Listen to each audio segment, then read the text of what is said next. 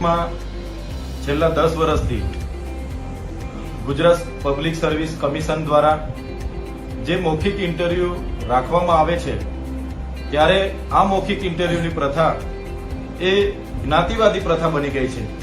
જે ભૂતકાળમાં દ્રોણાચાર્ય પ્રથા હતી એ આજે હસમુખ પટેલ પોતે બેસીને દ્રોણાચાર્ય પ્રથા ચલાવી રહ્યા હોય એવું અમને લાગે છે।